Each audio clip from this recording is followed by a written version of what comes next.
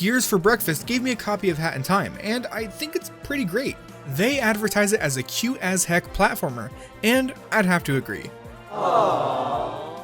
Great character design all around, nice music, and some pretty fantastic movement. On top of all of that, on PC, there's a great modding community. Using 2 mods from Steam user Argle Bargle, I can play a Banjo in Time, so this game is like basically a 10 out of 10. Links to the mods are in the description. Even with all this great stuff, there are bound to be some glitches. I'd like to share those with you.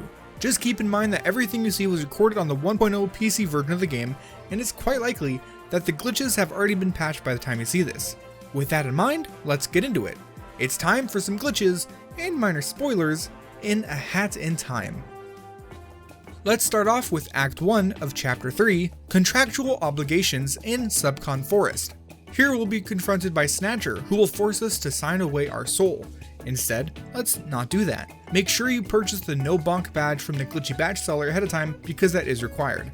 Once you have become trapped by Snatcher, hop onto the contract, jump once in this direction, wall run, jump back, and dive towards the invisible wall.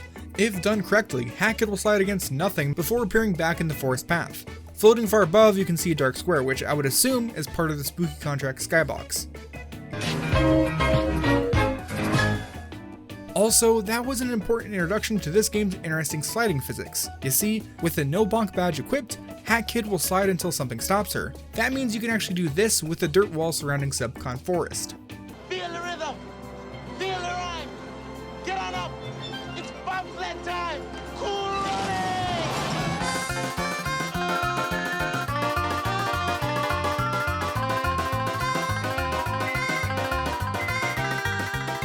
Also, at some point this happened.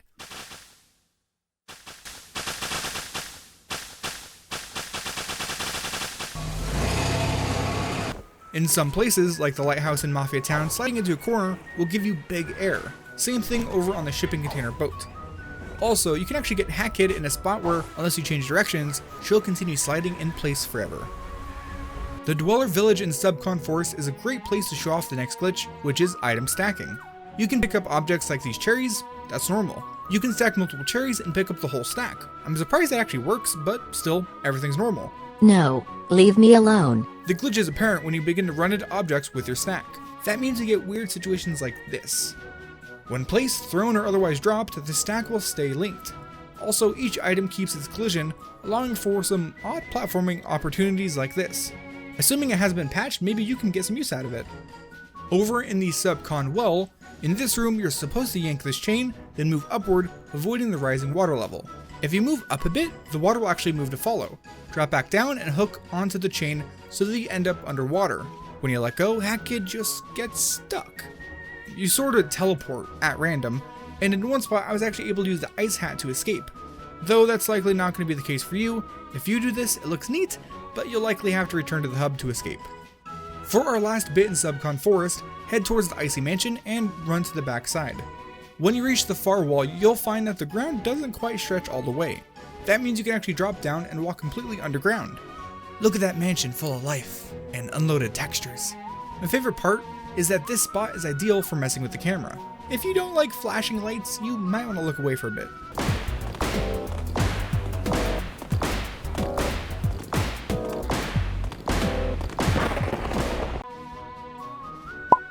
I am DPadGot and I have been instructed to share with you a glitch that DPad was too dumb to include in his script. In Deadbird Studios it's possible to wall run and jump all the way up to the top of level. My sensors indicate that is neat. Heading back into orbit, we find ourselves on Hat Kid's spaceship. Head into the machine room and into this corner. In the current version this has already been patched, but this is still pretty cool, so I'm going to show it anyways. Move against the corner while pressing LB to open the hat menu. This menu slows down time, and for some reason in this situation, it causes Hat Kid to float upwards. This is very slow, so I left the game running for a while and you can see what happens. Hat Kid floats up, out of the room, then out of the ship itself. When you eventually exit the hat menu, you'll quickly fall back down.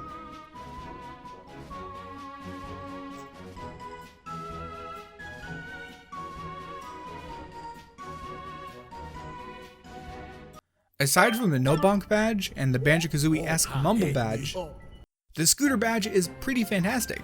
It seems 2017 is the year of platforming characters zooming around on scooters, and I'm okay with that. First off, it's possible to form a barrel roll by just jumping and moving. It's not very common, but sometimes a scooter just wants to go on a roll. This can even happen while bouncing on a rope. Also, apparently you can bounce on a rope with the scooter. That's cool, but you can actually become a true scooter drill if you jump on the scooter right after loading into a new area. Hopping on it will continue to spin you until you finally move. Aside from moving and jumping, the scooter also seems to dislike small slopes, as seen here.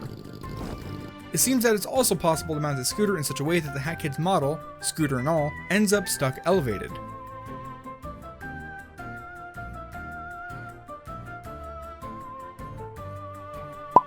Also, during DPad's live stream, he somehow got this cooking cat stuck too. Good job. The hookshot badge is also prone to glitches. If you hold X to hook onto the ring like so and let go at the right time, you can actually get Hat Kid stuck inside the rock. Well, actually stuck in anything really. All that matters is your initial position, aka above and away from the ring, and the timing of the dismount. This is also a great spot to show that getting stuck on the backswing is very possible. Oh hi! You can also get stuck on the initial swing.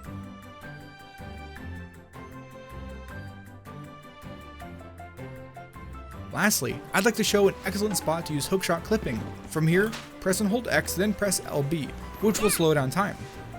This makes it especially easy to nail the timing. Once you clip into the platform below you, it's actually possible to navigate through the gaps in the wall, down to reach the very center of the island.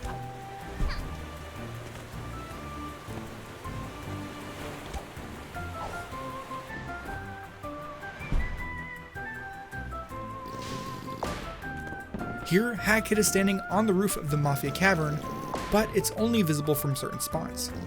I don't know of any way to clip into the cavern or back out of the island in the first place, so as it stands, this is just a really great view. That's about it for this one. Thank you for watching.